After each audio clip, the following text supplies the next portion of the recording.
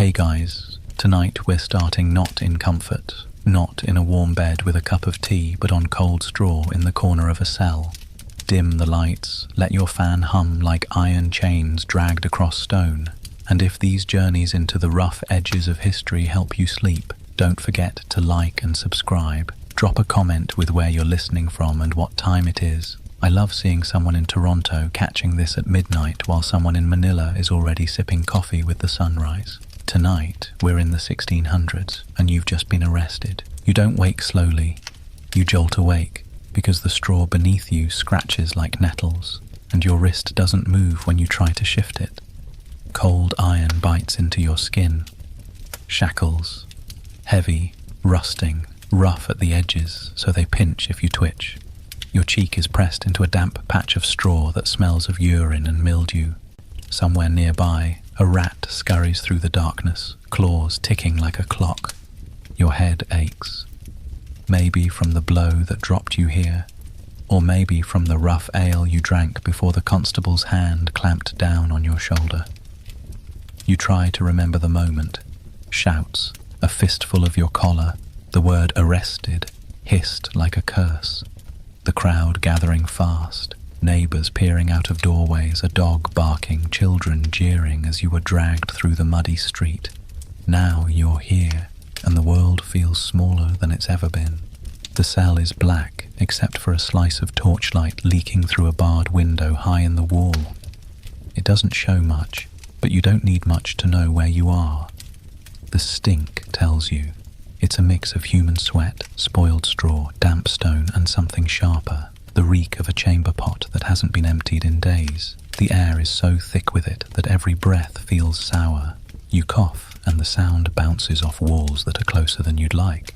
You test the chains. They're fastened to a ring in the wall, long enough for you to sit or lie down, but not long enough to stand.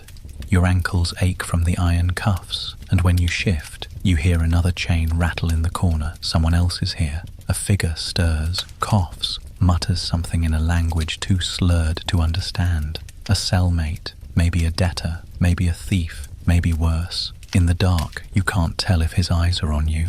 The straw under you rustles, alive with fleas. They leap at your skin, biting, leaving welts. You scratch, but the shackles clink and stop you from reaching far. Every sound is magnified. The drip of water from somewhere above, the shuffle of boots in the corridor outside, the moan of someone down the hall. This is the music of imprisonment. You think of your home, your bed, the hearth fire, the smell of bread baking, the small comforts you took for granted just hours ago. The distance between there and here feels like a continent. You wonder if your family knows where you are, if they'll bring food, because you've already heard whispers that the jailer doesn't feed you unless someone pays him. Your stomach knots at the thought of hunger layered on top of filth. Time moves strangely in the dark. Minutes feel like hours. Your body aches from the rough floor. Your wrists throb from the irons. You drift in and out of half sleep, jolted awake by every rattle, every cough.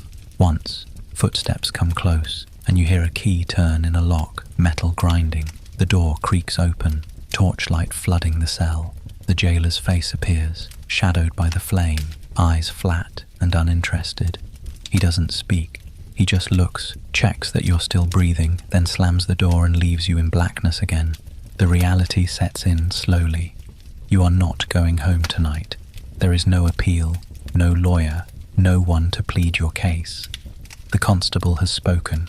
The jailer has locked you in, and the iron on your wrists is the only truth that matters. You shift again, trying to find a patch of straw that isn't wet, trying to ignore the skittering of rats in the corner. Sleep won't come, but exhaustion will. You close your eyes, not to rest, but to escape. You picture daylight, freedom, anything but this room. But even behind your eyelids, the cell clings to you, the smell, the itch, the weight of iron. The 1600s didn't care about comfort. Once the shackles closed, your world shrank to straw, stone, and chains. And you understand now with absolute clarity that the night belongs not to you, but to the jailer, the darkness, and the iron that holds you down. You think you remember the first touch, but really you remember the noise. A clatter of boots outside the tavern door, the wooden latch thudding back, and then the wet lantern smell of rain-soaked wool as the constable shoulders in with 2 watchmen at his flanks. They bring weather with them, the kind that slaps faces red and makes tempers short. The tavern pauses like a held breath. Cards stop, dice settle, tankards float halfway to mouths. In the corner, the fiddle player lifts his hands off the strings as if the air just turned to glass. "By order of the constable," the big one says. But it isn't the order you hear. It's your name, barked like a verdict. He says it wrong, chews it like gristle. The ale in your belly drops to your shoes. You think of 3 things at once: your hat on the peg by the hearth, the rent due on quarter day, the sound your mother made when she laughed at supper last week. Then his fingers close on your collar. No question about your side of the story. No, sir, if you please. It's a fistful of cloth and the scrape of the table leg as your knee bangs it, the slosh of ale flipping from your tankard onto your sleeve, and the snort of someone near the fire who just realized this evening got interesting. The tavern keeper is already protesting. He doesn't want trouble, not on a market night, but the watchmen have the easy rhythm of men who do this often. The smaller one moves behind you, not looking at your face, already thumbing the rope he keeps coiled at his belt like a pet snake. You try words first because they're lighter than fists. You say there must be some mistake, that you never, that you only, but a mistake is a luxury for people with time. The constable works with hours shaved thin and temper shaved thinner. He hauls and you stumble. A chair leg grabs your ankle and you pitch forward into someone's knees. Laughter pops mean and quick. The rope kisses your wrists. It isn't a knot so much as a decision. Thumbs wrench, fibers burn, and your pulse beats against hemp. Outside, the night folds over you with the wet smell of horse and smoke. The sky is the colour of pewter scraped with a knife, and the wind carries the chatter of the market stalls that never learned how to sleep. This is where the theatre starts in earnest. The door bangs against the wall and the street turns its face toward you. A boy points. A woman draws her shawl tight and leans conspicuously away. Someone you half know from the mill squints to be sure it's really you, then looks away fast so he doesn't have to share your luck. The watchman on your right is the talker. Every town has one. He narrates your trip down the street for the benefit of the neighbours, not loud, but pitched for doorways. "Got him at last," he says to nobody and everybody. "Thought he was clever, didn't he?" He doesn't specify what you were clever about. He doesn't have to. Silence is clay. People will shape it for him. When the constable marches, your shoulder joints learn a new language. Each step is a tug. You try to keep your feet under you because falling means being dragged, and being dragged shaves skin from knuckles. The ground is all uneven truths. Slick cobbles where last week's rain sits in the hollows, soft mud where the ditch has overflowed, stray straw that lies to your boots and promises traction it can't deliver. You slide, catch yourself, catch the rope burn again. "This way," hue and cry, someone calls from behind, out of habit more than need. The words are old law, a rope tossed out for any hand to grab. Doors open, faces flower in window squares pale against black. At the corner by the bakehouse, the air sweetens briefly, warm bread breathing its last dawn. But the man with the peel freezes when he sees you, biting his cheek as if to keep the laugh in, or the sympathy. The line between them is thin in towns like this. Today's audience is tomorrow's cast. No one tells you your charge yet. They don't have to. The word accused fits whatever shape it needs to. Maybe it's a debt unpaid, or a hen gone missing and a neighbour who remembers seeing your coat too near her fence. Maybe it's words you shouted at market after too much ale, words that sloshed over the rim and splashed someone important. Maybe it's a brawl because a man cannot always be smaller than the insult thrown at him. In the 1600s, guilt is a coat you put on long before the judge sees your face. You think of running for the first time at the turning to the churchyard. There's shadow there, stone and you. But running with your hands bound is a performance for fools. The smaller watchman senses the thought the way a dog scents meat. He hikes the rope and your breath hiccups. Easy, he tells you cheerfully, like he's talking to a horse. Save your legs. You'll want 'em later. A corner of the crowd grows teeth. A man you owe a favor to spits near your shoe. Not on it. He's sentimental, but near enough that the intention lands. A child with quick hands darts in to poke your ribs and then vanishes, giggling when your elbow can't find him. Somebody shouts, "Thief!" and then two somebodies, and then it becomes the only word the street can say for a while. Your ears burn, your neck feels naked. This, they tell you without speaking, is what a reputation costs. This is how a name becomes a public object, tossed hand to hand until it's dented and unrecognizable. At the cross, a woman steps into the road and lifts her palm. For a heartbeat, you think mercy is a shape you can touch. But she isn't blessing you, she's selling apples. The watchman palms one without asking, bites deep, and talks around the mouthful. He'll sleep light tonight, he says, and laughter bubbles from the doorway of the smithy. The smith himself watches in his leather apron, arms like planks crossed over his chest, his face unreadable. He has sons. He files that thought away. You pass the stocks and pillory, wooden mouths waiting for faces. The boards are black, where foreheads have leaned, shining with the polish of misery. Someone in the stocks sneezes a string of curses, and you meet his eyes. For a second, you share a private joke with the man you might become tomorrow. Then the constable tugs and you're going again, your shadow hopping from lantern to lantern as if it wants to be anywhere else. The watch house door has a brass plate that used to shine. Now it's a tarnished moon. The hinges creak with the sort of authority that comes from never having been oiled. Inside is a different weather, colder, close, a smell of wet wool, tallow smoke, and the sour sleep of men who nap upright. A desk, a ledger with a cracked spine, a feather sticking out of an inkhorn like a dead bird. Behind it a clerk with a face so blank he must practice in a mirror. He does not look at you because looking makes people. Name, the constable says for you, and he says it wrong again. The clerk writes the wrong version down, makes it law. The charge, the constable glances at you like he's choosing a hat from a peg. Riotous behaviour, he says if you fought. Suspicion of theft if you didn't. Vagabondage if you look too poor for comfort. The clerk scratches the words like they don't matter. Later, they will matter more than anything you've ever said yourself. They search you as a prelude to confinement. Palms rough as rope slide along your sides, dip into your pockets, come up with the world. A button folded in cloth. 2 coins warm from your thigh. A scrap of parchment with a name on it you hope they won't read aloud. The watchman with the apple pockets the coins as his private tax. He's careful to do it in front of you so you both understand what kind of night this is. If you speak, he mumbles fees, the way a priest mumbles Latin, believing the sound alone sanctifies the act. In a corner, a man on a bench snorts awake, smacks his lips, and blinks the room into existence.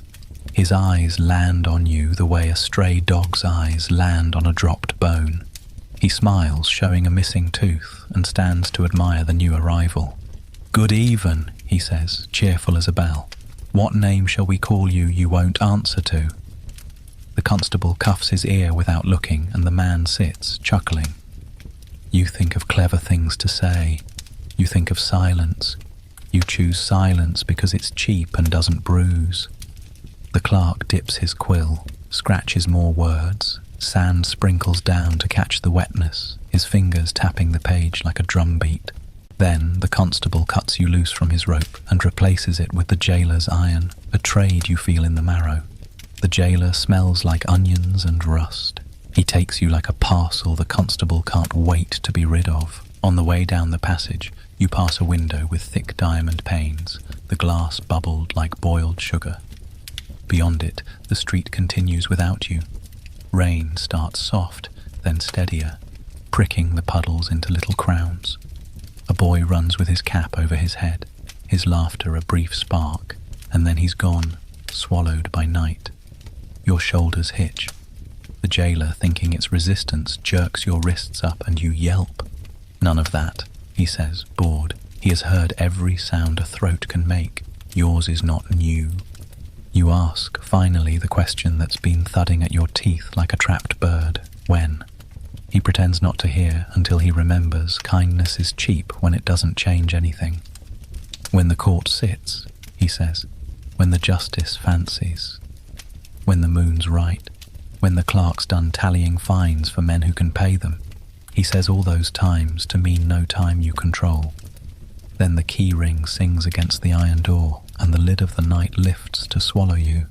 But rewind once more, because the arrest isn't just the corridor and the ledger and the rope. It's the moment your name leaves your mouth and becomes public property.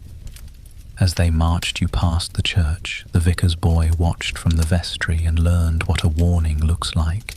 Outside the chandlery, two girls with red hands stopped twisting tallow and stared, one biting her lip, the other whispering your name, testing how it tastes when it's heavy. The landlord of your lodging leaned in his doorway, thumbed his jaw thoughtfully, and decided whether to change your rent or your locks. The baker's wife, soft with flour, shook her head and said, "Tusk," 3 times, not because of you, but because this gives her something to say to the other wives tomorrow. Someone you love didn't see you because they were shelling peas by candlelight, humming, believing the scrape of boots at the corner was just the night shifting its weight. Later, when gossip arrives faster than you do, she will stand up, so fast the stool bites her calves, and her first words will be the right ones. Where, and how much, and who saw. But for this hour she hums, and you want to live forever in that hour. You don't. You drag your feet over the threshold of the lockup and find the stone under them colder than stone should be. The jailer unhooks a lamp from its nail, and the flame chews the darkness into ragged pieces. The cell receives you the way a mouth receives a fly.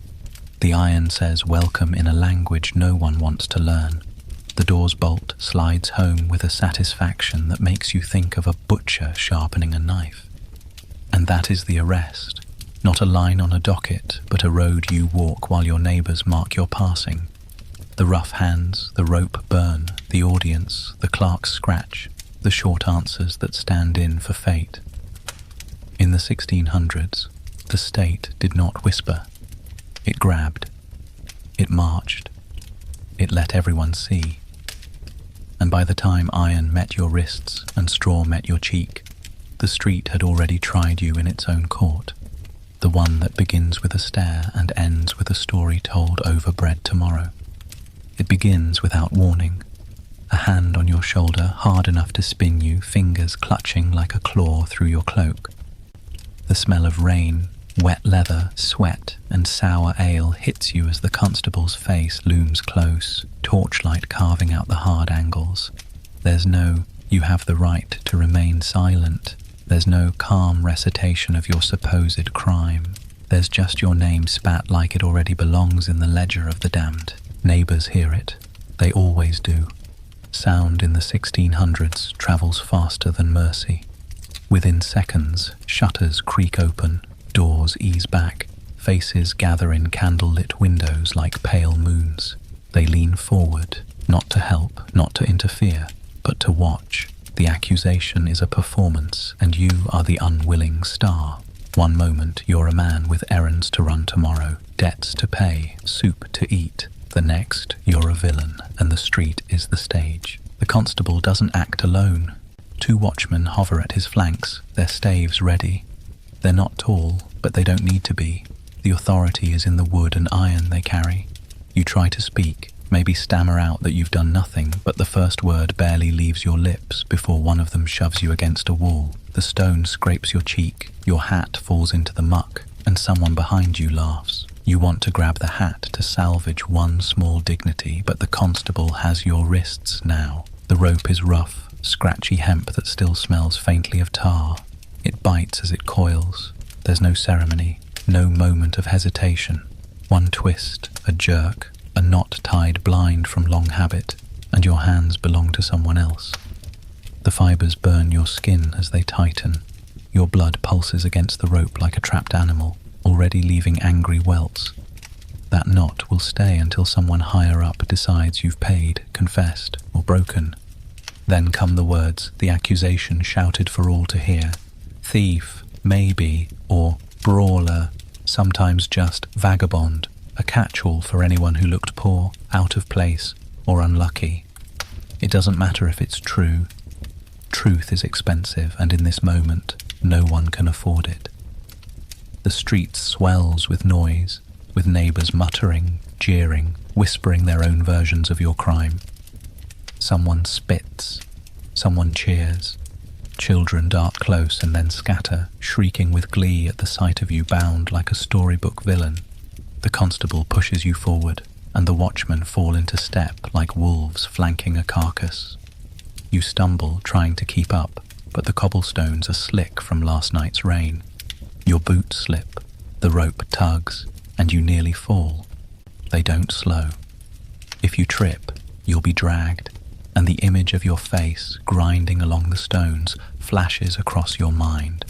So you force your legs to move, every step a fight to stay upright. Along the way, the crowd grows. Arrests are entertainment. People abandon their loaves at the baker's stall, leave tankards cooling on tavern tables just to see who got caught. The faces blur together, a wall of eyes. Some look triumphant. Maybe you wronged them once, maybe they just like seeing someone else fall. Others look wary, wondering if tomorrow it'll be their turn. But all of them look. The humiliation is part of the punishment, long before any sentence is passed. The journey itself is loud. The constable calls out your alleged crime again and again as if repetition makes it truer.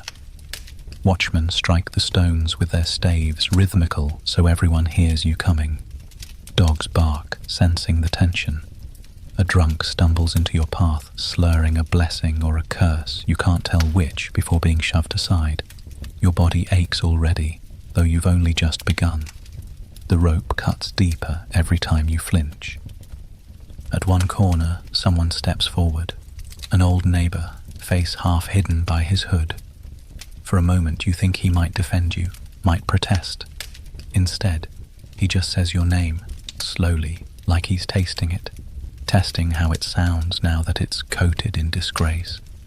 Then he shakes his head and disappears into the crowd. That hurts worse than the rope. You're marched past the pillory, the stocks waiting like open mouths. They're reminders. If you're lucky, you'll sit in one of those tomorrow, jeered at, pelted with rotten fruit. If you're unlucky, the gallows rope will replace the rope biting into your wrists. Every step is a glimpse of your possible futures, none of them kind. No one explains when your trial will be, or who will hear it, or whether you'll even get a chance to speak. In the 1600s, silence and confusion are part of the arrest. They want you uncertain, ashamed, off balance. You'll learn your charge only when it suits them, maybe in front of a magistrate, maybe never. Until then, you're just cargo, shuffled through the streets like a sack of grain that happens to breathe. By the time you reach the lockup, you're drenched in sweat. Your mouth is dry, your shoulders burn, your wrists feel flayed. The crowd thins as the spectacle ends. They'll return to their hearths, to their bread, to their gossip. You'll be the story over supper tonight. How you looked, how you fell, what you said or didn't say. In their telling, you'll already be guilty. The constable doesn't let go until the jailer takes you, and even then the grip lingers in your mind, the echo of authority that doesn't need laws to feel real. The rope comes off only to be replaced by iron, heavier, colder, clinking like the final word in a sentence you didn't get to write, and that's the arrest. No Miranda rights, no calm voice telling you to remain silent, no sense of fairness, just rough hands, shouted words, and the eyes of everyone you thought knew you, watching as your life turned into theatre. In the 1600s, the arrest itself was already half the punishment. The rest would come later, in cells, in courts, in punishments carved into your skin or your reputation. But the beginning, the shove, the rope, the jeering crowd, was enough to mark you forever. The constable doesn't act alone. 2 watchmen hover at his flanks, their staves ready. They're not tall, but they don't need to be. The authority is in the wood and iron they carry. You try to speak, maybe stammer out that you've done nothing, but the first word barely leaves your lips before one of them shoves you against a wall. The stone scrapes your cheek, your hat falls into the muck, and someone behind you laughs. You want to grab the hat to salvage one small dignity, but the constable has your wrists now. The rope is rough, scratchy hemp that still smells faintly of tar. It bites as it coils. There's no ceremony, no moment of hesitation. One twist, a jerk, a knot tied blind from long habit, and your hands belong to someone else. The fibers burn your skin as they tighten. Your blood pulses against the rope like a trapped animal, already leaving angry welts. That knot will stay until someone higher up decides you've paid, confessed, or broken. Then come the words, the accusation shouted for all to hear. Thief, maybe, or brawler, sometimes just vagabond, a catch-all for anyone who looked poor, out of place, or unlucky. It doesn't matter if it's true. Truth is expensive, and in this moment no one can afford it. The street swells with noise, with neighbours muttering, jeering, whispering their own versions of your crime. Someone spits, someone cheers. Children dart close and then scatter, shrieking with glee at the sight of you bound like a storybook villain. The constable pushes you forward and the watchmen fall into step like wolves flanking a carcass. You stumble, trying to keep up, but the cobblestones are slick from last night's rain. Your boots slip, the rope tugs, and you nearly fall. They don't slow. If you trip, you'll be dragged, and the image of your face grinding along the stones flashes across your mind. So you force your legs to move, every step a fight to stay upright. Along the way the crowd grows. Arrests are entertainment. People abandon their loaves at the baker's stall, leave tankards cooling on tavern tables just to see who got caught. The faces blur together, a wall of eyes. Some look triumphant. Maybe you wronged them once. Maybe they just like seeing someone else fall. Others look wary, wondering if tomorrow it'll be their turn. But all of them look. The humiliation is part of the punishment, long before any sentence is passed. The journey itself is loud. The constable calls out your alleged crime again and again, as if repetition makes it truer. Watchmen strike the stones with their staves, rhythmical, so everyone hears you coming. Dogs bark, sensing the tension. A drunk stumbles into your path, slurring a blessing or a curse. You can't tell which, before being shoved aside. Your body aches already, though you've only just begun. The rope cuts deeper every time you flinch. At one corner someone steps forward. An old neighbour, face half hidden by his hood. For a moment you think he might defend you, might protest. Instead he just says your name, slowly, like he's tasting it, testing how it sounds now that it's coated in disgrace. Then he shakes his head and disappears into the crowd. That hurts worse than the rope. You're marched past the pillory, the stocks waiting like open mouths. They're reminders. If you're lucky, you'll sit in one of those tomorrow, jeered at, pelted with rotten fruit. If you're unlucky, the gallows rope will replace the rope biting into your wrists. Every step is a glimpse of your possible futures, none of them kind. No one explains when your trial will be, or who will hear it, or whether you'll even get a chance to speak. In the 1600s, silence and confusion are part of the arrest. They want you uncertain, ashamed, off balance. You'll learn your charge only when it suits them, maybe in front of a magistrate, maybe never. Until then, you're just cargo, shuffled through the streets like a sack of grain that happens to breathe. By the time you reach the lockup, you're drenched in sweat. Your mouth is dry, your shoulders burn, your wrists feel flayed. The crowd thins as the spectacle ends.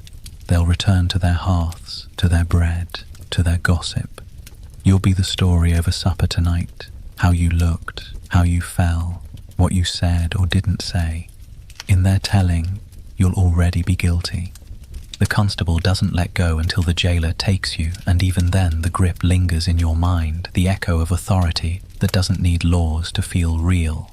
The rope comes off, only to be replaced by iron, heavier, colder, clinking like the final word in a sentence you didn't get to write. And that's the arrest. No Miranda rights, no calm voice telling you to remain silent, no sense of fairness, just rough hands, shouted words, and the eyes of everyone you thought knew you, watching as your life turned into theatre. In the 1600s, the arrest itself was already half the punishment. The rest would come later, in cells, in courts, in punishments carved into your skin or your reputation. But the beginning, the shove, the rope, the jeering crowd, was enough to mark you forever. Now let's talk about who, in the 1600s, actually had the power to arrest you. It wasn't a clean system. No neat line of uniforms, no clear badge of authority. It was a tangle of titles and responsibilities, all stitched together by custom, suspicion, and raw muscle. Start with the constable, the closest thing most towns had to a modern police officer. He wasn't a professional. He was a local man, often chosen by his neighbours, sometimes reluctant, sometimes proud. He got little pay, if any, but he carried a staff of office that told everyone he could put his hands on you if he felt like it. The staff itself was less a weapon than a symbol, a walking stick of authority carved with marks that shouted his right to haul you off. When the constable stepped into the square, people made space, not because they respected him, but because they feared what he might decide. Beneath him, and sometimes beside him, were the watchmen, the night patrol. Imagine men with lanterns and cudgels shuffling through alleys, calling the hours in voices half drunk, half bored. They were the ones who would catch you stumbling out of the tavern too late, the ones who'd hear your raised voice in an argument and decide to call it a disturbance. They were rarely the best men in town. More often they were poor, old, or otherwise unsuited for harder work, but they had one thing you didn't: the right to grab you by the collar and call it justice. If a watchman said you were disorderly, you were disorderly. If he said you were suspicious, you were suspicious. His word weighed more than yours, because his lantern and cudgel gave it light. In the countryside, the sheriff loomed larger. He was responsible for whole counties, a figure of wide authority, often wealthy and well-connected. The sheriff wasn't trudging through the mud himself. He sent men, bailiffs, and undersheriffs to do the grabbing. If you crossed him, or if someone important whispered in his ear, his men might appear at your door with writs or without them, and you'd find yourself carted to the nearest jail before you'd even buttoned your jerkin. The sheriff's men weren't shy about force. A boot to your shin, a shove in the chest, and suddenly you're not standing on your own floor anymore. You're being frog-marched out into the daylight. And then there were the beadles, small officials with big egos. They were charged with keeping parish order. They patrolled markets, chased beggars, and enforced moral discipline. If they saw you gambling, if they thought your laughter too loud, if they decided you looked like you didn't belong, they could clap you in irons and drag you to the constable. A beadle's authority was more about show than substance, but when he put his hand on you, the crowd assumed you were guilty. His real power was the power of humiliation. Overlay all this with the informal authority of neighbours, guild leaders, and even householders. In many towns, anyone respected enough or loud enough could accuse and detain you until proper officers arrived. The law was less a wall and more a net. Once you were caught in it, you couldn't easily slip free. If a crowd believed you'd stolen, they might pin your arms themselves, shouting for the constable, and by the time he appeared, you were already judged in the court of the street. Proof wasn't the foundation of arrest. Suspicion was enough. Being in the wrong place at the wrong time was enough. Looking like you didn't belong was enough. In some towns, even travelling without a settled home could make you a vagabond, which was as good as guilty. Authority in the 1600s wasn't about building cases. It was about keeping order, however they defined it, and order usually meant silencing whoever was loudest, weakest, or least able to fight back. When a constable decided you were guilty, he didn't need to explain. He didn't even need to have seen your supposed crime. He might be acting on a rumour, on the word of someone he trusted, or on the need to show the town he was doing his job. The law gave him wide leeway, and his staff in his hand made his choices unquestionable in that moment. If you resisted, you weren't just guilty of the original accusation, you were guilty of resisting authority, a heavier sin in the eyes of the town. And imagine the unevenness of it all. A noble could sneer at a constable, could even shove him aside and walk home untouched. A poor labourer with no coin and no friends, he was easy prey. The law bent where wealth leaned on it. Everyone knew it, but knowing didn't protect you. In fact, it made you more careful, more watchful, more aware that any man with a staff, a cudgel, or even a loud enough voice could bring your life to a halt. So when you hear the word arrest in the 1600s, don't picture a crisp uniform and a clean cell. Picture layers of authority, some official, some improvised, all ready to press down on you.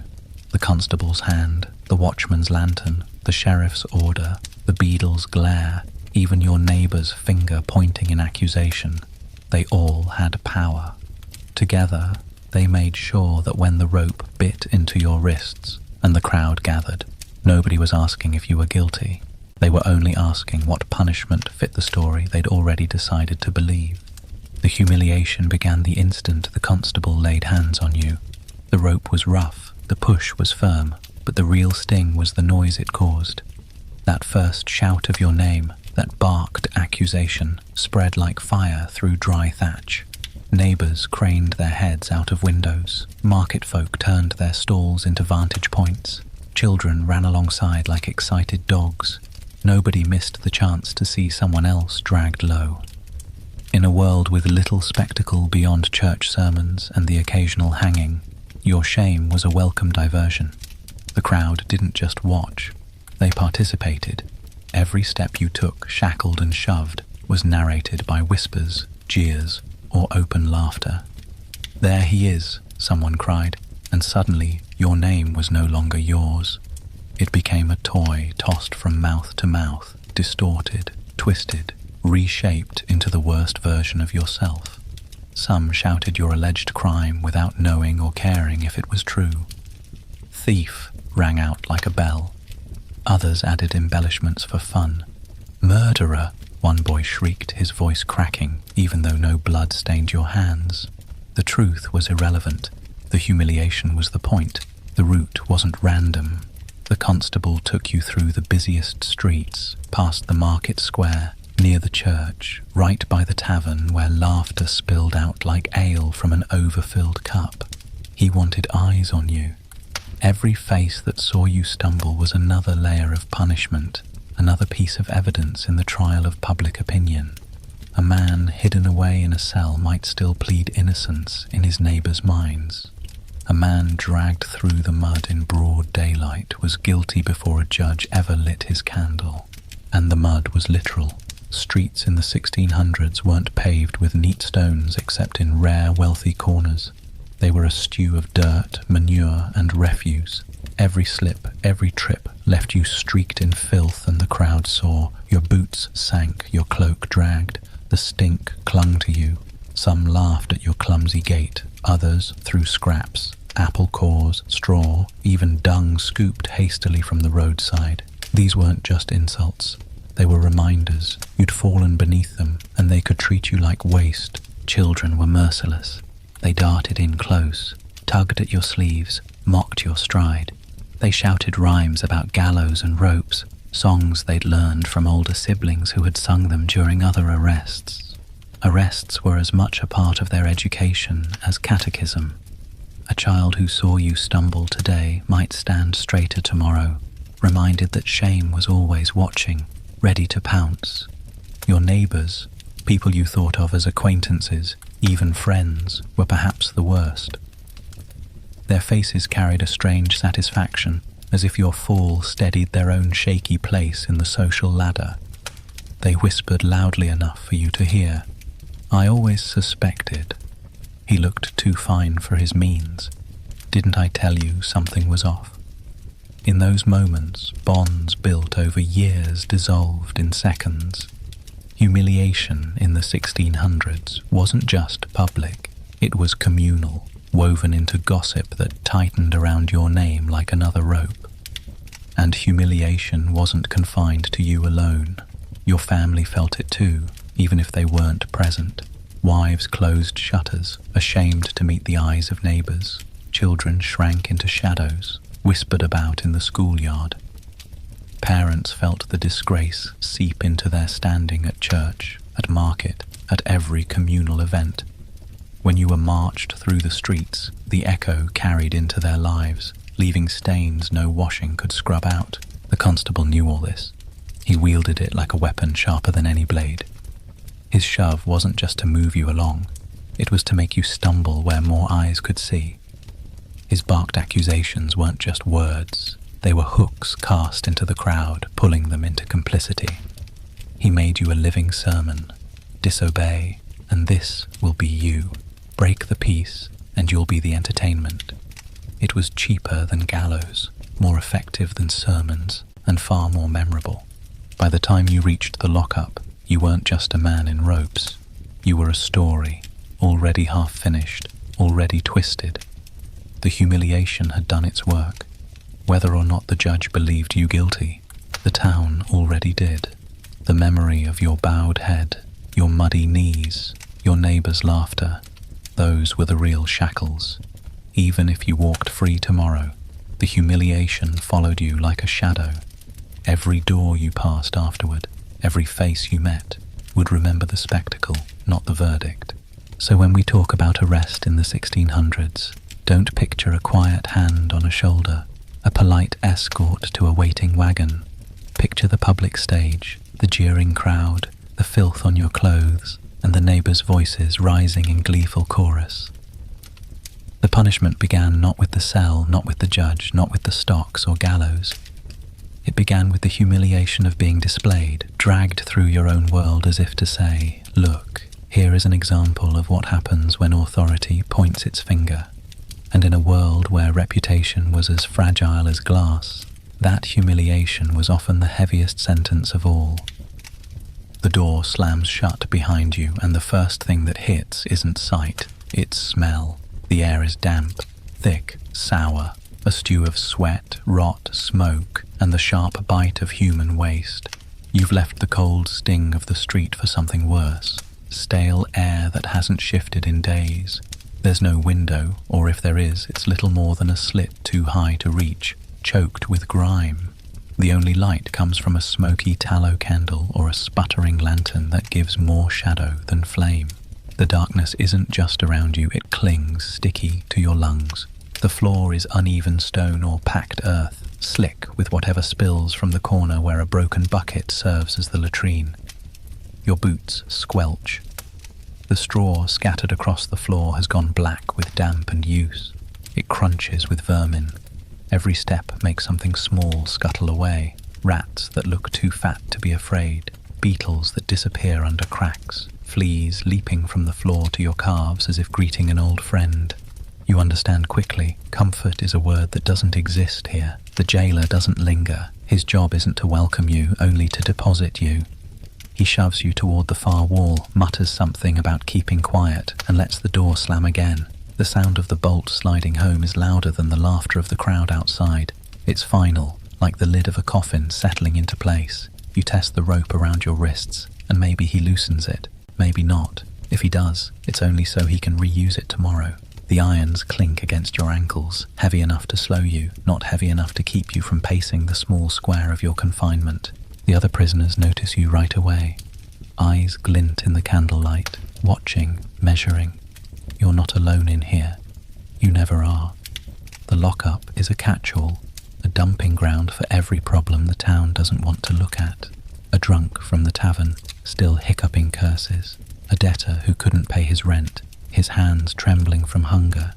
Maybe a cut purse, his smile too wide for comfort. And in the darkest corner, someone who says nothing at all, just watches, his silence sharper than any blade. They greet you not with warmth but with questions spat like darts. What for? Who accused? What did you do? And if you protest innocence, they laugh. Everyone here is innocent until the judge says otherwise, and the judge usually doesn't. In the lockup, innocence is the joke told every night until dawn. You keep your mouth shut after that. You sit against the wall, feeling the damp seep through your clothes. Hunger gnaws quickly. No one hands you a meal. There's no kitchen, no rations. If you want to eat, your family has to bring food, or a friend must pity you.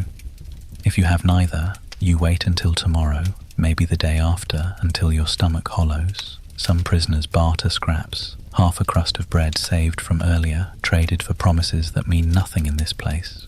Rats grow bold, sniffing at your boots, as if to remind you that hunger has no hierarchy here.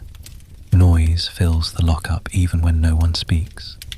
The constant drip of water from somewhere unseen, the scuffle of rats in the straw, the moans of the drunk, the muttered prayers of the debtor, the cough that rattles like death from the corner.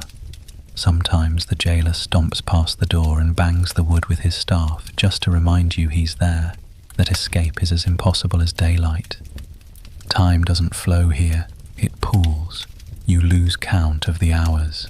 The candle gutters, smoke thickens, the shadows shift. Maybe it's still night, maybe it's already morning. The jailer doesn't tell you. The prisoners don't know. The only clock is the scrape of the bolt when it opens, and that might mean release or questioning, or simply another body shoved inside to share the air. The humiliation of the crowd lingers, but here it transforms into something heavier. Shame becomes silence. You're no longer the star of a public spectacle. You're just another body rotting in the dark. And that anonymity is its own kind of punishment. No one outside knows whether you've eaten, whether you've slept, whether you're still alive. The world moves on. You don't. Your back aches against the cold wall. Your wrists burn from the rope. Your stomach twists with emptiness. You think of your family, of your bed, of the sound of the fire crackling in your hearth. They seem like luxuries now, impossible treasures. The lockup has stripped you of everything: dignity, comfort, time, even the sense of your own worth. That's what the first stop in the 1600s justice system really was. Not a cell where you waited safely for trial, but a pit designed to break you down before the judge ever laid eyes on you. A place where disease spread faster than news, where hunger chewed deeper than shame, and where hope went quiet under the sound of dripping water and rattling chains. And when the bolt finally scrapes open again, when the jailer's shadow fills the doorway and he calls your name in that flat, disinterested tone, you almost rise gratefully. Not because you trust what comes next, but because anything is better than the lockup. The first thing you notice in the lockup isn't the stink, it's the gnawing ache starting in your stomach. At home, hunger was something you handled with bread, broth, or maybe a bit of cheese tucked away in the cupboard. Here, it's different. There's no cupboard, no hearth, no sympathetic hand-ladling soup into a bowl. The jailer isn't handing out rations like some uniformed steward. In fact, the jailer doesn't feed you at all unless someone pays him to. Hunger is part of the punishment, as relentless as the chains around your wrists. You hear your cellmates talk about it in broken whispers. One man says his wife came by yesterday with a loaf of barley bread, slipped to him through the bars after bribing the turnkey. Another boasts that his brother's apprentice brought him dried fish. The drunk in the corner, half awake, mutters about mutton pies he'll never see. Everyone has a story about food they had once, food they hope for, food they dream about. Hunger turns grown men into poets of the kitchen, weaving verses about stews and crusts and cups of ale that never arrive. If you don't have family nearby, or if your family can't spare food for you, then you're simply left to starve. Some prisoners beg through the bars, shouting into the corridor when footsteps pass. Bread for a poor soul, they cry. Sometimes a passerby tosses in a crust. More often they laugh, mock or ignore. The cell fills with groans, curses, and the sound of stomachs rumbling like drums in the dark. When food does arrive, it's rarely clean. Bread goes mouldy fast in the damp air. Meat spoils quickly without salt or smoke, and the stench of rancid fat clings to the straw long after it's gone. Sometimes the jailer takes a cut quite literally. He'll bite into your loaf before handing it over, or peel off a hunk of cheese for himself, daring you to complain. You don't. You eat what's left, and you thank him, because without his whim, you'd have nothing. Water isn't any kinder. The bucket set in the corner is filled irregularly, and when it is, the liquid inside is cloudy, lukewarm, sometimes with floating flecks you'd rather not name. It smells faintly of the river, which is to say it smells faintly of sewage. You drink it anyway, pinching your nose, swallowing fast, praying it doesn't make you sick. But sickness is part of the package. Prisoners cough, vomit, waste away, and the line between hunger and illness blurs until you can't tell which is killing you faster. In this hunger, your senses twist. The straw beneath you smells like stale barley. The candle smoke smells like meat fat. You close your eyes and remember meals with aching detail. The way butter melted on bread, the way garlic hissed in a pan, the way ale foamed in your cup. Hunger sharpens memory into torture. Every sense is turned against you. Sometimes the prisoners barter. One man might have a crust hidden in his sleeve, another a turnip someone smuggled in. They trade scraps for favours, promises, protection. A crust becomes currency, worth more than silver in the shadows of the cell. You watch as two men nearly fight to the death over a bone with a shred of meat still clinging to it. Hunger erodes manners, civility, even fear. It makes men desperate, and desperation is more dangerous than chains. The jailer knows this. He lets the hunger simmer, lets it gnaw at you, lets it hollow you out. A hungry prisoner is quieter, less likely to resist, more likely to confess just for the promise of a crust. Sometimes he uses food as a weapon, offering a bite to the one who talks, withholding from the one who stays silent. Justice in the 1600s isn't about fairness. It's about breaking you, and hunger is the most reliable tool. Nights are the worst. The darkness amplifies the emptiness. You curl around your stomach, listening to the groans of others, the sound of rats chewing something in the corner, something you wish you had. Sleep won't come easily when your body screams for bread. When you do drift off, your dreams are feasts, tables laden with roast meats, trenchers piled high, goblets brimming. You wake with saliva on your lips, only to find the same straw, the same stone, the same hollow ache. By the second day, your hands shake, your thoughts slow. You don't even have the strength to complain anymore. You sit in the corner, staring at the door, waiting for the scrape of the bolt that might mean food, or might just mean another unlucky soul tossed in to share your misery. Hunger isn't an event anymore. It's your whole world, stretching every moment into torment. So when we talk about the lockup, don't picture gruel ladled out with some rough kindness. Picture nothing. Picture gnawing emptiness, broken only when a family member bribes a turnkey or when a passerby pities you enough to throw in a crust. Food wasn't a right. It wasn't even part of your sentence. Hunger was the background noise of justice grinding you down bite by absent bite. And when you finally shuffle into the courtroom, hollow-eyed, ribs pressing through your skin, everyone will see not just a prisoner, but a man already punished, already broken, already half-starved into submission. The moment you step through the door, the smell becomes your second set of chains. The air is heavy, trapped, layered with years of filth. Stone walls weep moisture, and every bead of damp carries the scent of mould.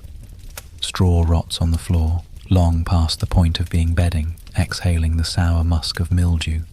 Add to that the bodies, too many of them crammed too close, sweat-soaking clothes, breath sour from hunger, wounds left untreated, ulcers left to ooze.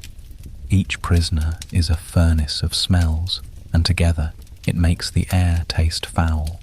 You don't just smell it, you swallow it. Every breath is another mouthful of rot. Then there's the bucket, the so-called latrine in the corner, a cracked wooden vessel blackened with use, never emptied on time. Sometimes it tips over, sometimes it overflows, sometimes the jailer forgets it altogether.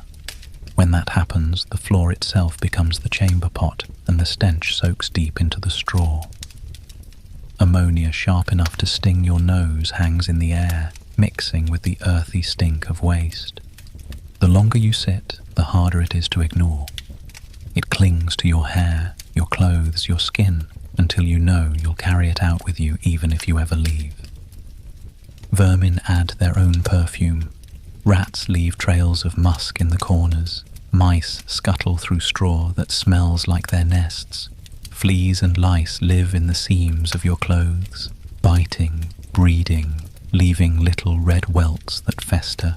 Every itch, every scratch, every tiny pop of crushed insect adds to the invisible fog of decay.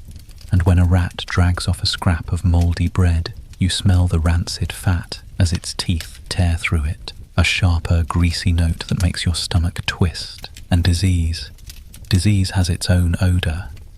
The sweet, sickly smell of infection hangs in the air, wounds left unwashed, breath rasping with phlegm, sweat souring as fevers rise.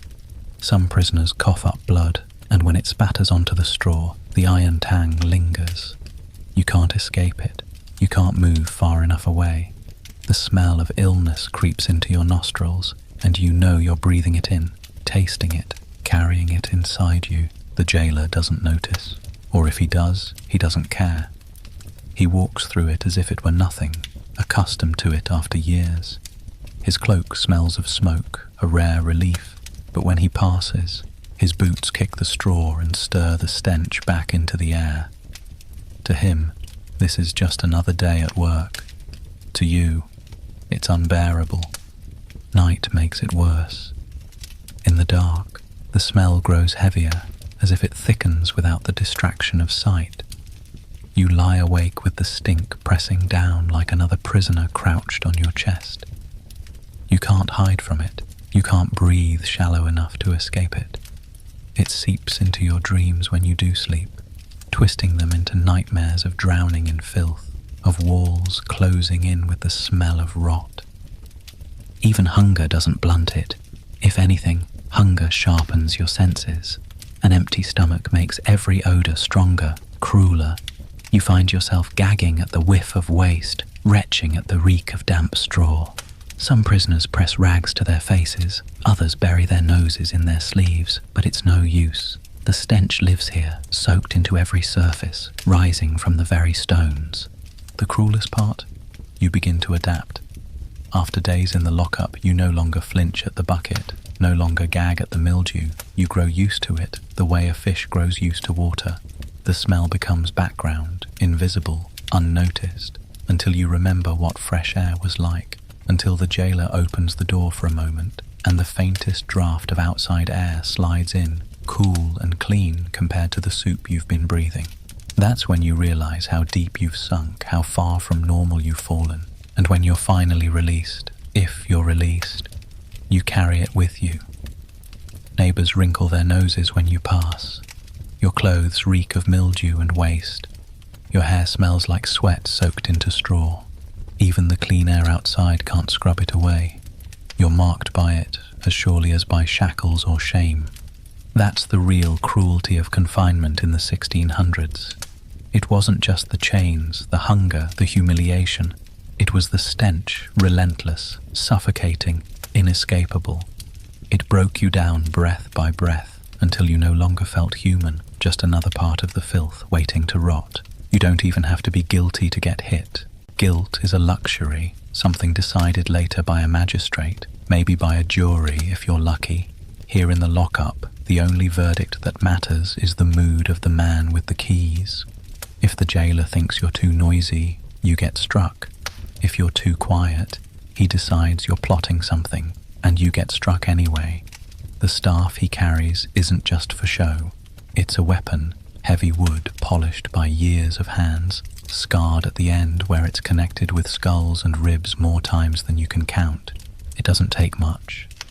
A muttered complaint, a plea for water, a prisoner who begs too often. The jailer's boot lashes out, the staff cracks against shoulders, the message is clear. You're not people here, you're bodies to be managed.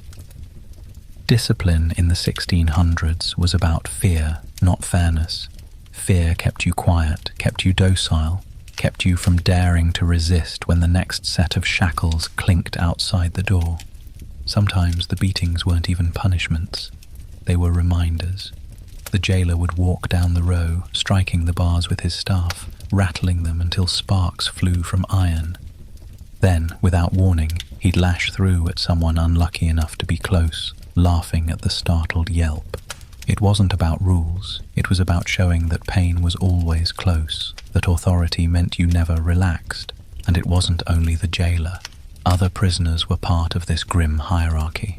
The strongest took from the weakest, and if you resisted, you paid in bruises, a crust of bread, a ragged blanket, even the corner spot where the straw was driest. These were treasures in the lockup, and men fought for them. You learned quickly that hunger wasn't the only danger. The man beside you might lash out, fists and elbows, teeth and nails, because here, survival was a contest, and discipline came from whoever was strong enough to enforce it.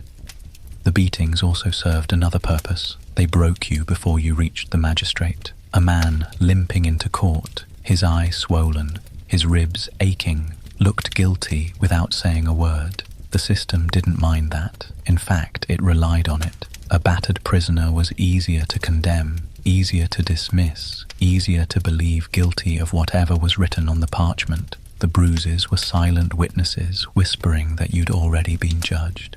You could hear it at night, the sharp crack of wood against flesh, the muffled groan, the thud of a body hitting stone. Sometimes it came from your own cell, sometimes from the next. Each sound tightened the knot in your gut, reminding you that you might be next. You pressed yourself into the wall, tried to make yourself small, tried not to draw attention. But in the 1600s, invisibility wasn't protection. It just meant you hadn't been chosen yet. And there were times when beatings turned into something worse. A jailer drunk on ale, bored on a long night, might take sport in it. He'd call a prisoner forward, make him kneel, then strike again and again, laughing at each flinch. Other guards might join in. It wasn't about discipline anymore. It was entertainment, a grim theatre for men who had absolute power over bodies locked in chains. The cries were ignored, the bruises forgotten, the humiliation swallowed by silence. Even official punishments were brutal. Stocks, pillories, whippings, all part of the toolkit. A prisoner might be dragged out, tied to a post, and whipped until skin split, then shoved back inside to rot in the stink of his own wounds. The law called it discipline, you called it agony, and it was delivered with the same indifference as tossing slop to pigs. The worst part wasn't the pain. Pain came and went. The worst part was knowing it could happen at any moment, without reason, without warning.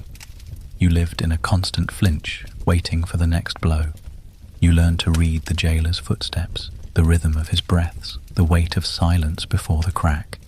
You learned to bow your head, to bite your tongue, to hide your anger. Because anger, here, was just another excuse for discipline.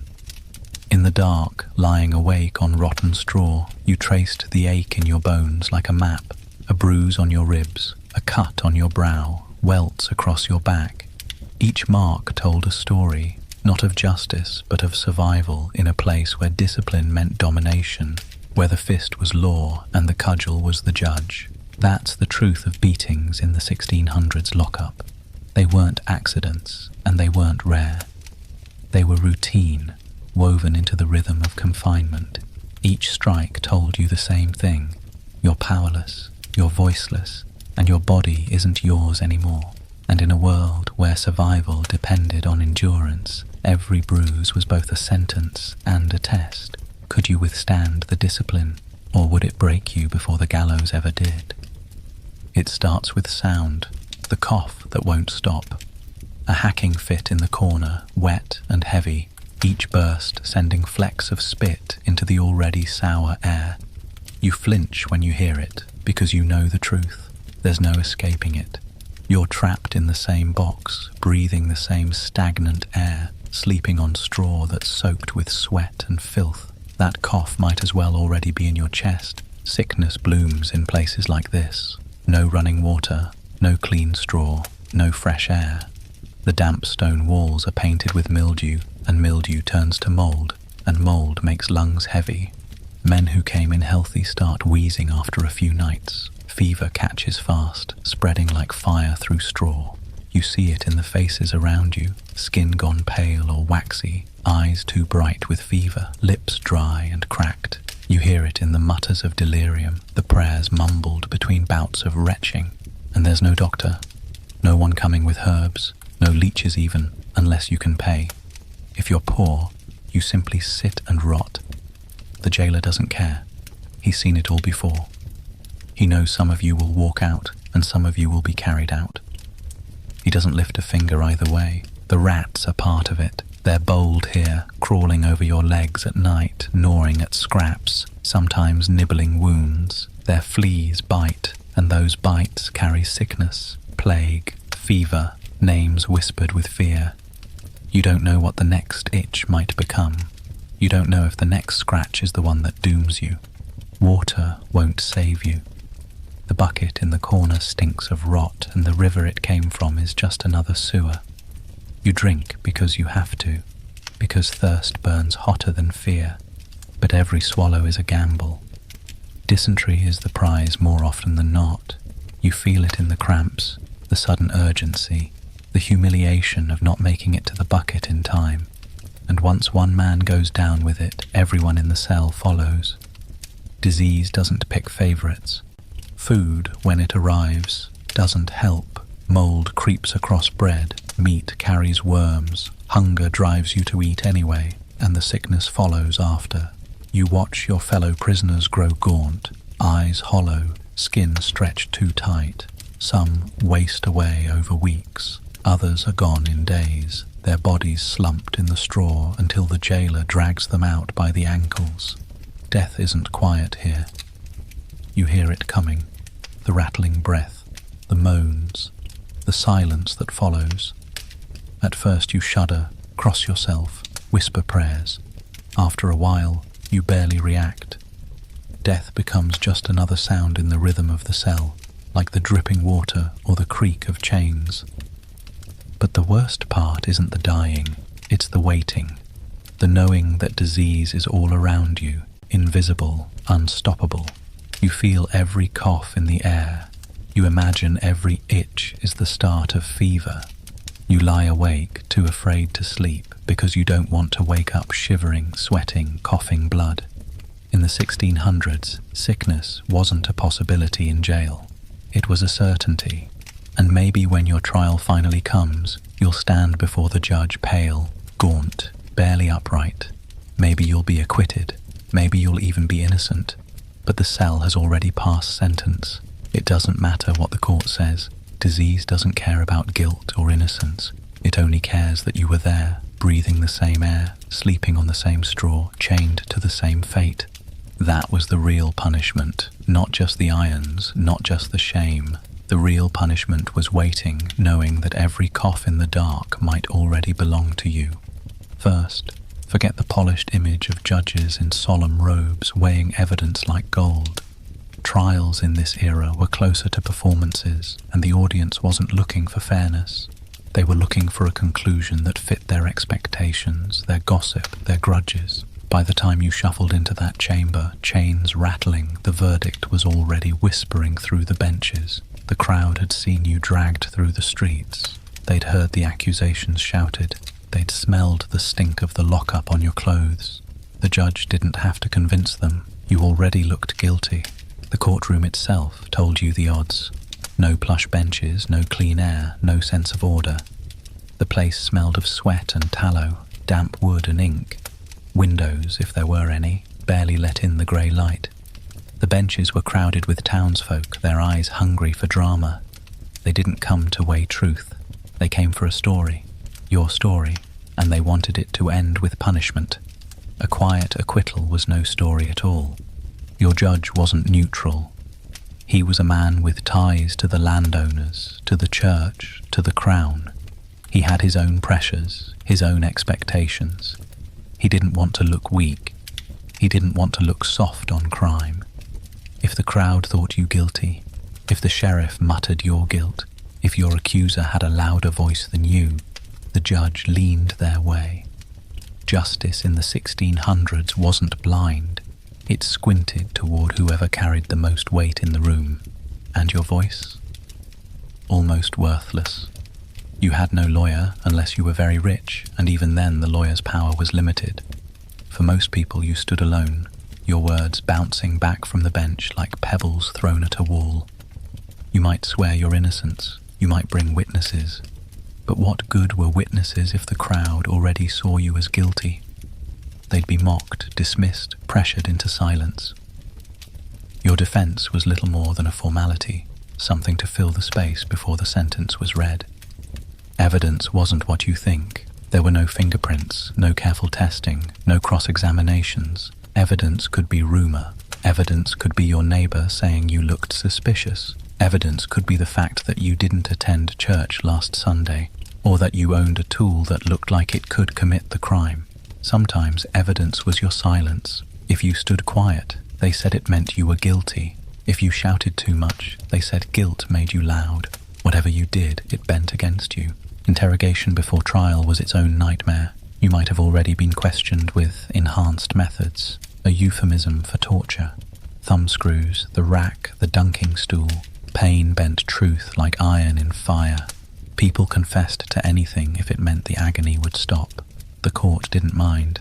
A confession, no matter how it was pried out of you, was proof enough. Even if you tried to retract it later, it clung like tar. He confessed, they would say, and that was the end of it. The role of religion couldn't be ignored. Oaths sworn on the Bible carried enormous weight. If your accuser swore before God that you wronged them and the judge believed they were pious, their words outweighed yours. If you were suspected of ungodliness, of heresy, of consorting with the wrong sort of people, you didn't just face judgment from men, you faced judgment from heaven, or so they told you. Who could argue with that? And then there was the jury if there was one. Don't picture a panel of neutral strangers. Juries were often made up of your neighbors, the same people who watched you dragged through the streets, the same people whose gossip filled the tavern. They brought their grudges into the courtroom with them. A man you once quarreled with in the market might now hold your life in his hand. A neighbor jealous of your good harvest might tilt the verdict with a word. Neutrality was a dream. Reality was a web of grudges. The trial was swift. Hours, not days. The accusations were read, your answers taken down, the crowd muttering all the while. The judge leaned forward, the accuser shouted louder, the witnesses wagged their heads. Maybe the jury murmured, maybe the judge skipped them altogether. And then came the sentence, dropped like a stone into a well. Guilty. The word echoed, final, unavoidable. You had no appeal. There was no higher court waiting to listen. The sentence stood as it was spoken.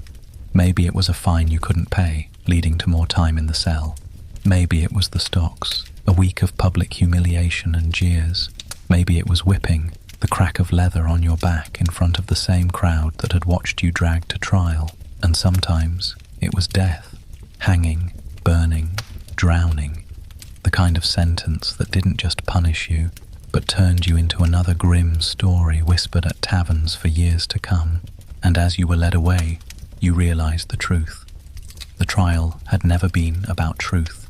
It had never been about fairness. It was about theatre, about order, about feeding a system that thrived on fear. Your fate was sealed the moment the constable laid hands on you. The courtroom was just the stage where they read your lines. That's what it meant to face trial in the 1600s. Not a chance to prove your innocence, but a performance where the script was already written, and all you could do was play your part until the curtain fell. The door creaks open and daylight slaps you in the face. You squint against it, stumbling from the dim cell into the square where the whole town has gathered. That's the first blow, not the whip, not the cudgel, but the weight of all those eyes. Children perched on shoulders, merchants with folded arms, neighbors craning for a better view. They aren't here to see justice weighed carefully. They're here to be entertained, to see someone else's humiliation serve as proof that order still holds. Maybe you're led to the stocks first. 2 wooden boards clamp around your ankles, another around your wrists, locking you in a crouch. Your body aches within minutes, but the real pain comes from the crowd. They don't just watch, they participate. Rotten vegetables, dung, sharp stones, anything they can throw, they do. Every splatter, every bruise, every cut comes with laughter or jeers. Some spit, Some curse, some simply gawk. You don't get to protest. Your silence is part of the punishment. You're an object now, a warning nailed into place. Or maybe it's the pillory. Your head and hands shoved through holes in a wooden frame, forcing you to bow whether you want to or not. The wood bites into your skin, your arms go numb, your shoulders scream. Hours stretch like days as the sun burns your face, rain soaks your hair, flies land where they please. And always the crowd. They stare, they sneer, they remind you that dignity isn't yours anymore. For others, the punishment is whipping. The sheriff or an appointed constable ties you to a post, strips your back, and lashes you until the skin opens.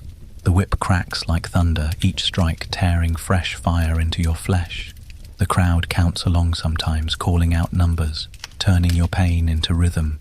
Children laugh at the way you flinch. Old men nod, saying it's proper order.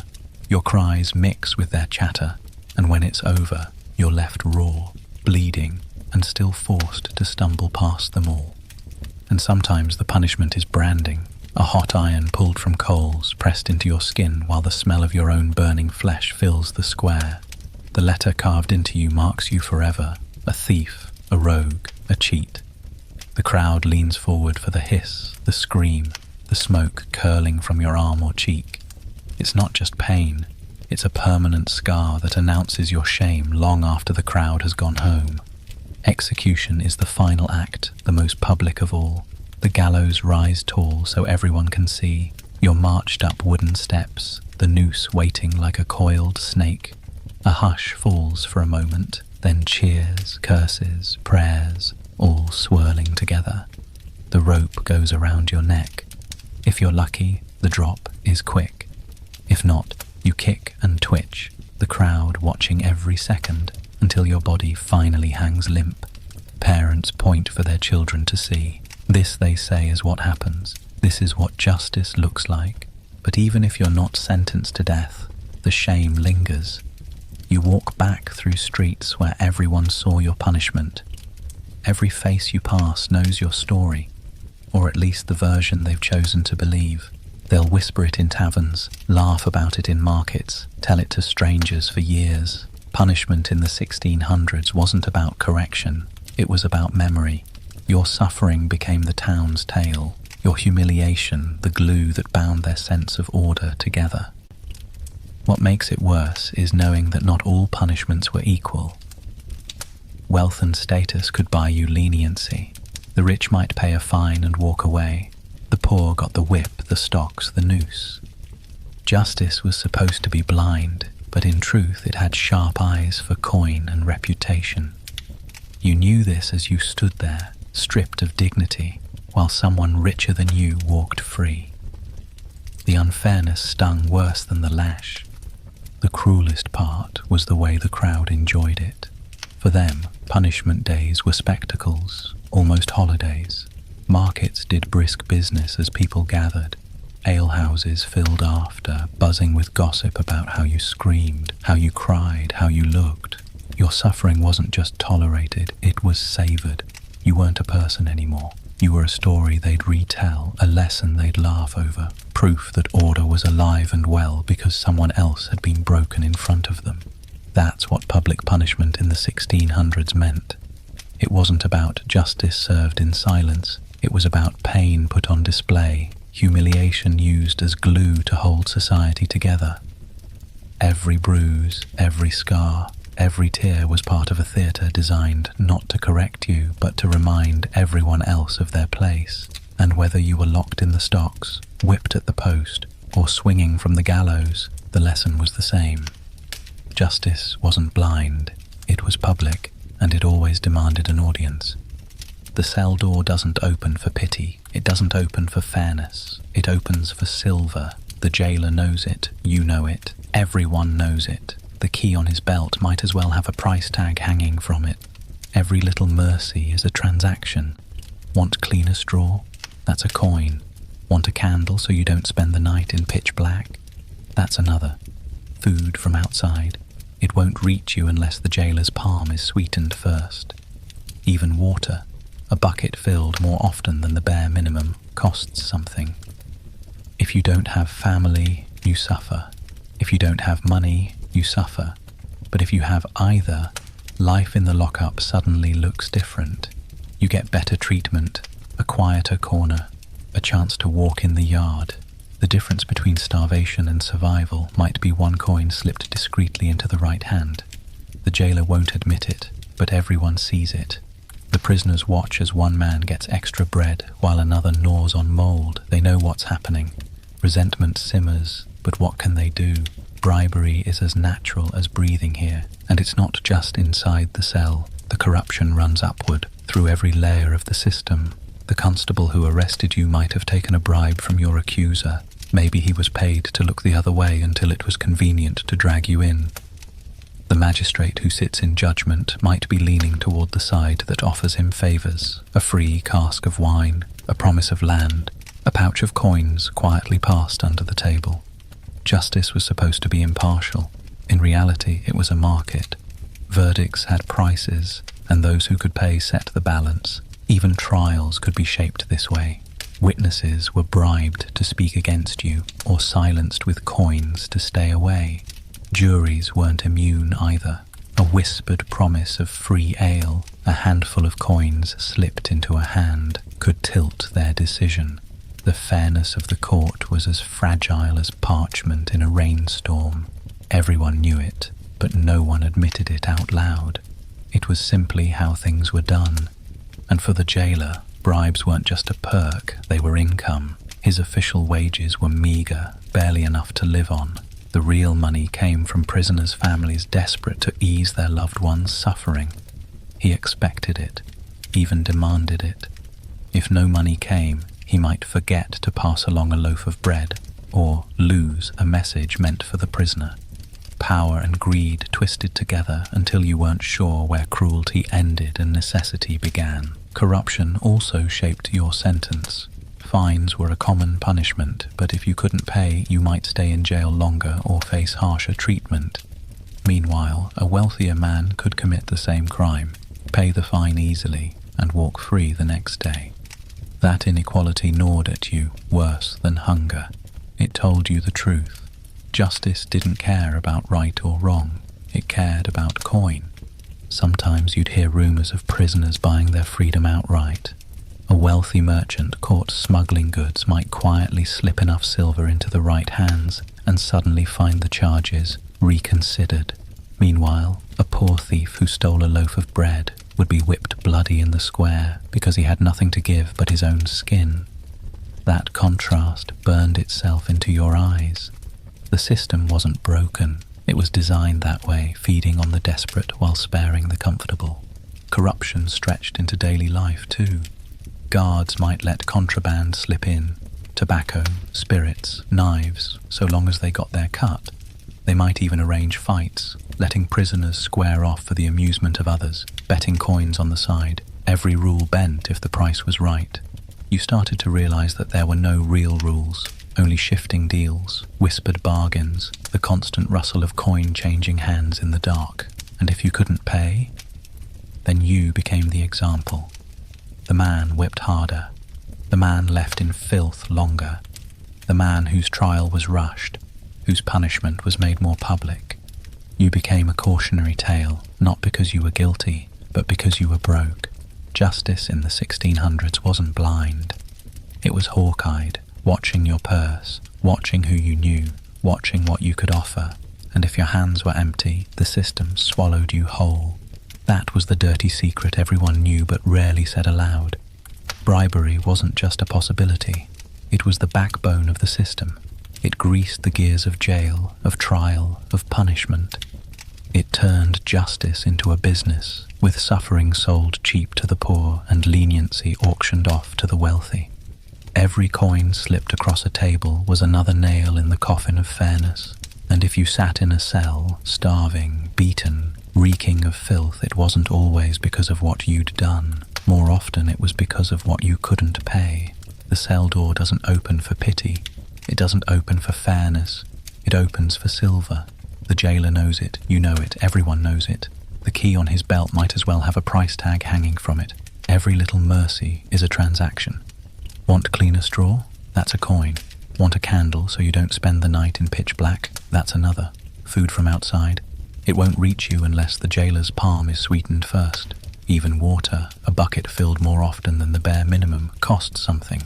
If you don't have family, you suffer. If you don't have money, you suffer. But if you have either, life in the lockup suddenly looks different. You get better treatment, a quieter corner, a chance to walk in the yard. The difference between starvation and survival might be one coin slipped discreetly into the right hand. The jailer won't admit it, but everyone sees it. The prisoners watch as one man gets extra bread while another gnaws on mold. They know what's happening. Resentment simmers, but what can they do? Bribery is as natural as breathing here. And it's not just inside the cell. The corruption runs upward through every layer of the system. The constable who arrested you might have taken a bribe from your accuser.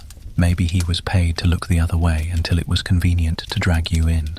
The magistrate who sits in judgment might be leaning toward the side that offers him favors, a free cask of wine, a promise of land, a pouch of coins quietly passed under the table. Justice was supposed to be impartial. In reality, it was a market. Verdicts had prices, and those who could pay set the balance. Even trials could be shaped this way. Witnesses were bribed to speak against you, or silenced with coins to stay away. Juries weren't immune either. A whispered promise of free ale, a handful of coins slipped into a hand, could tilt their decision. The fairness of the court was as fragile as parchment in a rainstorm. Everyone knew it, but no one admitted it out loud. It was simply how things were done. And for the jailer, bribes weren't just a perk, they were income. His official wages were meager, barely enough to live on. The real money came from prisoners' families desperate to ease their loved ones' suffering. He expected it, even demanded it. If no money came, he might forget to pass along a loaf of bread or lose a message meant for the prisoner.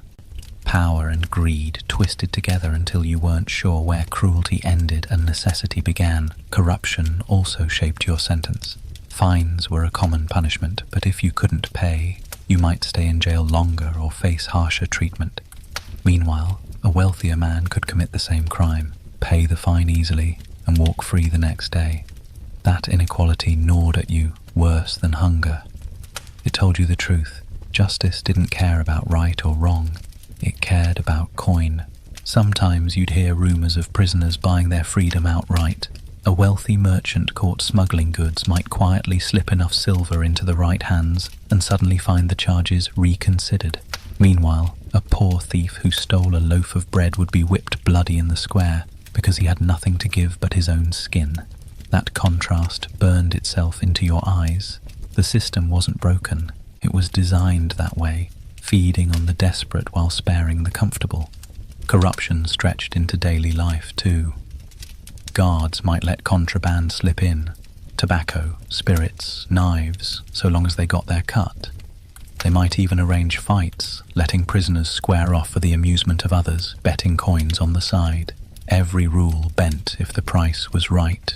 You started to realize that there were no real rules, only shifting deals, whispered bargains, the constant rustle of coin changing hands in the dark. And if you couldn't pay, then you became the example.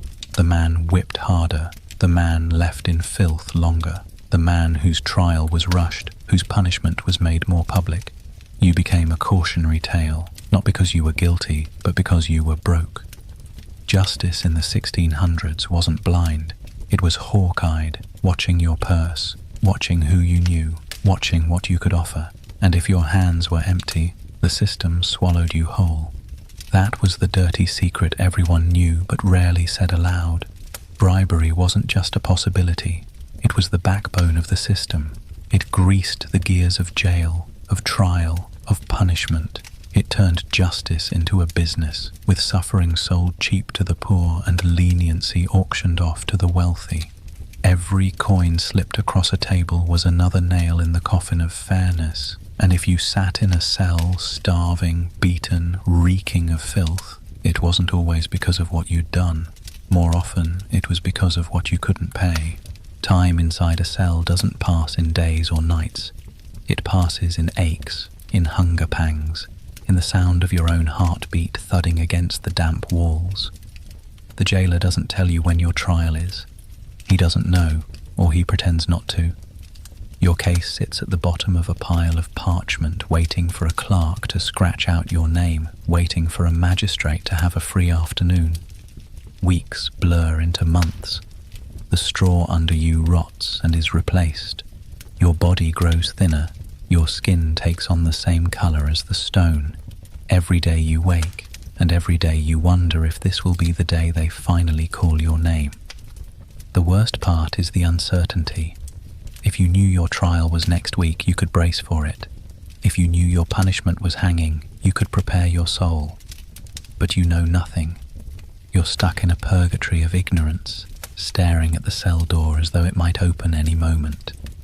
Sometimes footsteps echo in the hall and your heart leaps, only for the sound to pass by. Other times the door does open, but only to shove in another prisoner, to toss in a scrap of bread, to laugh at your hope. The suspense is the punishment, eating away at you faster than hunger, and you're not alone. The cell is filled with others waiting just like you. Some whisper prayers under their breath, day and night. Some mutter to themselves, slipping into madness. Others grow silent, their hope worn out, their eyes hollow. You watch them break one by one, and you wonder when it will be your turn. It's not the beating, not the stench, not even the disease that finally snaps a prisoner. It's the waiting, the endless waiting for something you can't predict. Sometimes judgment comes for others before it comes for you. The jailer opens the door, calls a name, and a man stumbles out into the light. Hours later, you hear the sound of the crowd outside, the crack of a whip, or the silence that follows a hanging. You know exactly what happened. You picture the man's face, the way he looked as he left the cell. Then you look back at the empty spot where he slept, and the waiting grows heavier, because his fate might be yours tomorrow, or next week, or never. The church weighs in too. A priest might come, telling you to prepare your soul, that God's judgment is coming. But his words are vague. He doesn't know if the magistrate has even looked at your case. He doesn't know if you'll be whipped, branded, or led to the noose. All he knows is that you should repent and keep repenting every day until someone decides what to do with your body. Even religion offers no certainty, only more waiting. And when news does come, it doesn't arrive gently. No polite notice, no written summons. A guard shouts your name. The door bangs open. Suddenly, after weeks or months of nothing, you're dragged to face judgment with no time to gather your thoughts, no chance to prepare. The waiting ends in a rush, your heart pounding, your mind struggling to catch up. And then you realize, Judgment Day isn't the end of waiting. It's just the start of the next kind. Waiting for punishment, waiting for pain, waiting for death. The cruel brilliance of the 1600 system was this. They didn't need torture racks or endless whippings to break you. They just needed time. Time in silence, time in darkness, time spent with nothing but your own thoughts and fears. The uncertainty gnawed at you until you stopped being a person and became a shadow, pacing a stone box, clutching at hope that slipped through your fingers like water. That's what waiting for Judgment Day felt like. Not the drama of trial, not the spectacle of punishment, but a slow, invisible unraveling. You weren't killed outright. You were left to rot until you couldn't tell the difference between justice delayed and justice denied. In the 1600s, both felt the same. The moment the constable grabbed you, it wasn't just your fate sealed. Your family's fate bent under the same blow. Word spread faster than the clink of your shackles. Neighbours whispered before the dust of your footprints even settled. They leaned close in church pews, muttering that the Wilson boy had been taken, that the Miller girl was accused. And once that stain clung to your name, there was no scrubbing it clean. Guilt didn't have to be proven. It only had to be suspected. If your family owned a shop, business slowed, customers crossed the street rather than be seen inside. Who wanted to buy bread from the sister of a thief? Who wanted shoes made by the father of a man suspected of heresy?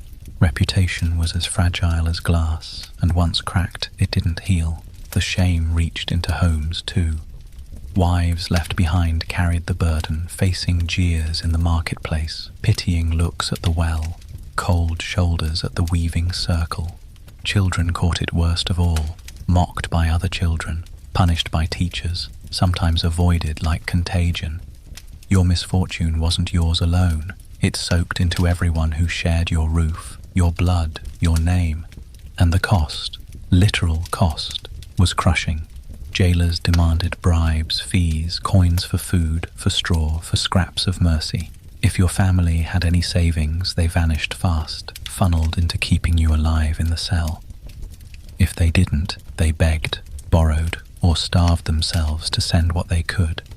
Some sold land, tools, even heirlooms, just to buy you a candle or spare you the worst of the filth. And still, it was never enough. The longer you lingered, the deeper the hole dug.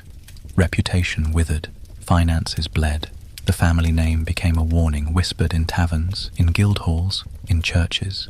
In a world where honor and community ties mattered as much as coin, this was exile without leaving home. Marriage prospects vanished too. A sister once courted might now find suitors slipping away, unwilling to be tied to scandal. A brother might lose his apprenticeship because no guild master wanted the shadow of your disgrace hanging in his workshop. One arrest, one accusation echoed through generations. And if your punishment was public, stocks, whipping, branding, hanging, that shame became permanent ink. Families of the condemned often had to move, starting over in new towns where no one recognized the name, hoping to bury the past under new soil. Those who stayed carried the scar like a brand on their foreheads. The cruel irony. Sometimes families themselves were punished for not controlling you. A fine levied on the household, a sermon in church shaming not just you, but your kin. The message was clear. Crime wasn't individual. It tainted the bloodline, the hearth, the name. And so, waiting in your cell, you didn't just fear the lash or the rope. You feared the ruin of those outside, the slow grinding down of your family's dignity, the whispered word that would cling to them long after your sentence ended. That was the true reach of justice in the 1600s.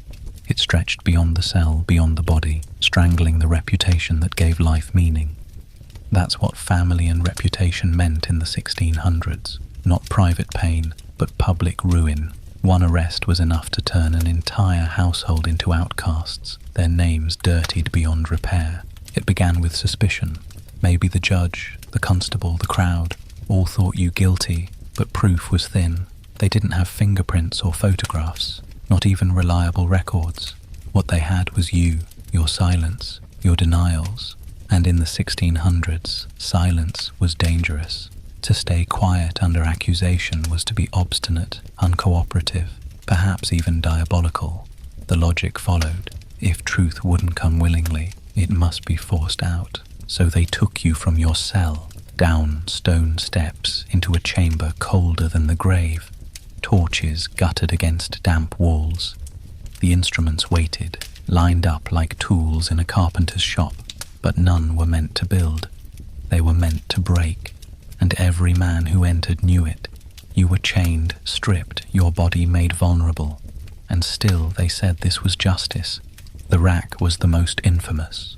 A wooden frame with rollers at either end, ropes fastened to your wrists and ankles. Slowly, deliberately, they turned the handles, stretching you like dough. Joints popped, tendons strained, shoulders dislocated with sickening cracks. Each groan, each scream, each broken denial was taken down like testimony. The longer you resisted, the more they turned, until finally pain forced your lips to say anything they demanded. You confessed, not because it was true, but because truth no longer mattered, only relief. Then there were thumb screws, a simple device, iron clamps tightened by a screw, crushing fingers or thumbs until bones splintered like dry wood. It was small enough to be used in front of magistrates, a neat little way of wringing out words without dragging you to the dungeon. Every turn of the screw drove pain deeper, and every whimper was treated as evidence that the soul was finally yielding. The irony was sharp. They broke the very hands you might have used to work, to write, to sign your name, tools of your innocence, destroyed in the pursuit of guilt. Other torments were more theatrical. The strappado, rope tied to your wrists, arms wrenched behind your back, and then you were hoisted into the air, dropped suddenly so that shoulders ripped from their sockets. The screams filled the chamber, echoing like hymns to a cruel god. Again, this was called proof. Again, your agony was measured like scales tipping toward guilt. Even water became a weapon. They'd force it into you until your stomach swelled, until you felt like you were drowning from the inside. You gagged, choked, begged, and in your desperation, you admitted anything they asked. Witchcraft, theft, treason, it didn't matter. The words poured out just to stop the water, and those words became the evidence they wanted all along. For women, the humiliation was doubled. Instruments were used not only to inflict pain, but to degrade. Stripped before men, prodded, accused of hiding charms or poisons, their very bodies treated as evidence against them. Every cry was another tick on the ledger of guilt. Every tear another nail hammered into the coffin of innocence. And through it all, officials nodded as though this was rational, as though pain was a reliable compass pointing to truth. They believed, or pretended to believe, that God would not let the innocent suffer falsely, that the guilty would confess under torment, while the innocent would somehow be preserved. But in reality, the innocent screamed just as loudly, confessed just as quickly, and died just as easily. You knew, sitting in that chair, that you were already trapped. If you resisted, they would keep twisting, stretching, breaking, until your body was ruined. If you confessed, they wrote down your words and called it proof, sealing your fate. Either way, the outcome was the same. Torture wasn't about finding truth. It was about producing a confession that justified the sentence already waiting. When they dragged you back to the cell, you weren't whole anymore. Shoulders slumped wrong. Fingers hung useless. Your body trembled from exhaustion, from the memory of pain that still echoed in every nerve. But worse than that was the knowledge that what you had said in agony now lived on parchment as fact. Words you didn't mean, accusations you'd hurled at others just to end your torment, promises wrung from your broken body, all of it became the scaffolding of your judgment. And the crowd believed it. They didn't see the rack or the thumbscrews. They only heard the announcement. You confessed. They whispered your guilt in taverns, shook their heads in markets, and told their children this was justice. They never smelled the smoke of your burning flesh, never saw the ruin of your hands. To them, it was simple. You admitted it. What else was there to say? That was the cruelty of torture as proof. It wasn't a search for truth. It was theatre, a ritual of agony dressed up as evidence. Your screams weren't cries of pain. They were treated as testimony. Your confessions weren't desperation. They were taken as fact. In the 1600s, truth was whatever could be wrung from your body by fire, rope, and iron. And once it was written, no denial could wash it away. The morning starts before dawn. You haven't slept. The straw was damp, the air thick with your own fear. The clatter of keys jolts you upright. The jailer doesn't need to tell you what it means. His face, unreadable as ever, is enough. Your name is called, and you know this is it. There's no appeal, no last chance. The trial already sealed it. Today is only the conclusion, written in rope, fire, or blade. They march you out into the cold air, shackles biting your wrists. The town is already stirring. Word spreads fast when an execution is scheduled. Merchants set up stalls early, hawking pies and ale, knowing the crowd will be large. Families gather children, not shielding their eyes, but telling them to watch. This is what happens, they say, when you stray. For them, it's both lesson and entertainment. For you, it's humiliation stretched out for every gaze to drink in. The walk to the scaffold or gallows is slow, deliberate. Drums sometimes beat, clergy sometimes chant, but the real sound is the murmur of hundreds of voices. Some curse you, some jeer, some just want to see. A few, just a few, mutter prayers under their breath, pity creeping through. You keep your head bowed, though part of you wants to look, to take one last measure of the world.